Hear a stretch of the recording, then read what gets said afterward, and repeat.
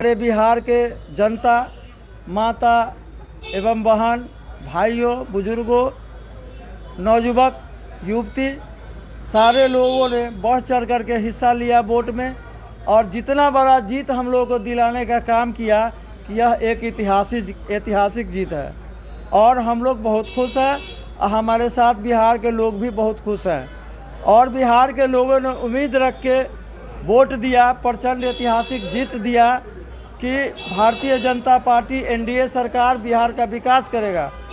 जिस भरोसा से हमारे बिहार के लोगों ने हमारे एनडीए गठबंधन को भारतीय जनता पार्टी के वोट देकर के ऐतिहासिक जीत दिलवाया है, उसी तरह भारतीय जनता पार्टी एनडीए गठबंधन बिहार को पूरे देश में नंबर 1 प्रांत बनाने का काम हम लोग करेंगे और हमारे भारतीय जनता पार्टी का लोग करेगा, एनडीए के मंत्री विधायक लोग करेंगे, हमारा सरकार करेगा। जिस तरह से वादाएं की गई है, क्या लगता है कि उस वादा को जनता के खड़े आप लोग करेंगे? एकदम खड़े उतरेंगे। हम लोगों ने विकास का काम चुनाव से पहले करके बता दिया।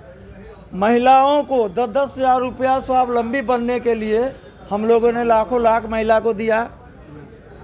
उसके बाद जो महिला बचा हुआ है उसको भी मिलेगा और जो महिला को मिल चुका है सबको 1,90,000 रुपया दिया जाएगा कि वह स्वावलंबी बने, सबल बने। पहले लालू जी के सरकार में महिला डर से घर से नहीं निकलती थी, बेटी बहन घर से नहीं निकलता था। यही मोदी जी का सरकार है, नीतीश जी का सरकार है, डॉक्टर दिलीप जायसवाल का नेतृत्व है।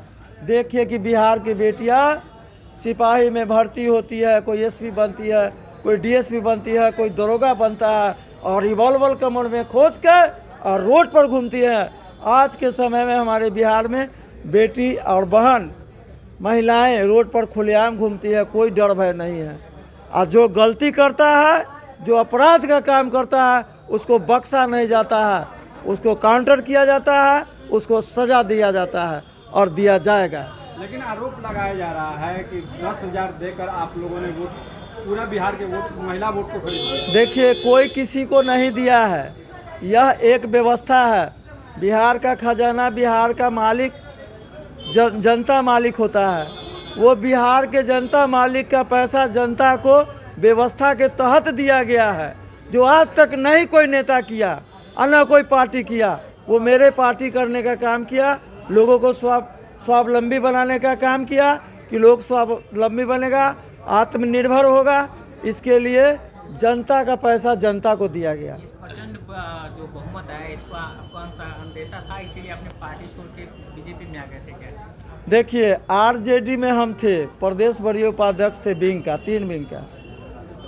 लेकिन उसमें हम देखे कि बहुत सारे जयचंद लोग बैठे हुए थे और उसका नीति जो था से हमको पसंद नहीं होता था।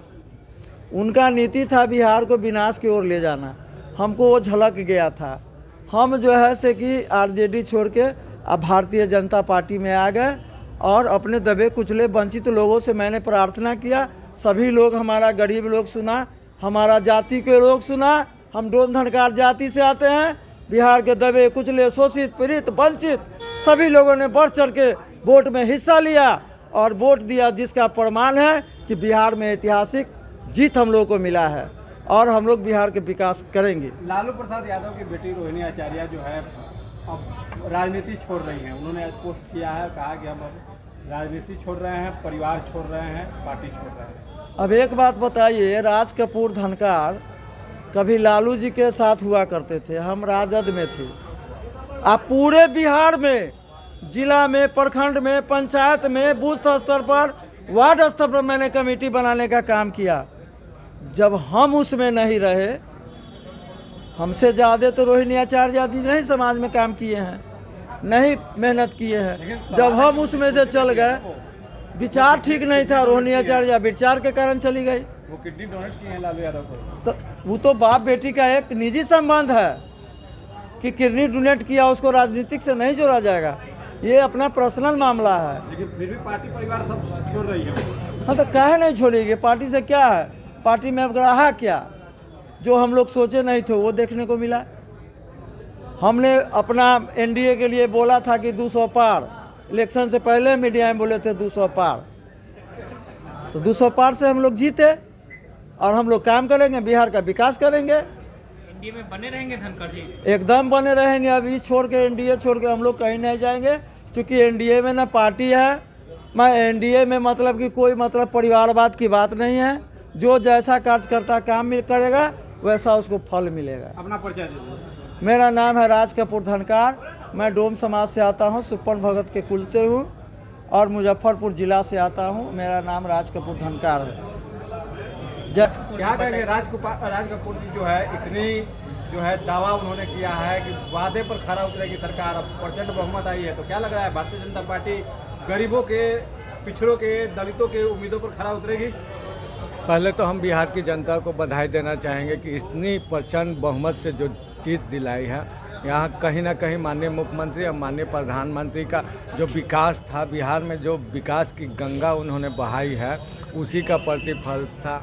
महिलाओं ने चढ़ बढ़ के हिस्सा लिया, वोटिंग परसेंटेज हमारा 13% बढ़ा।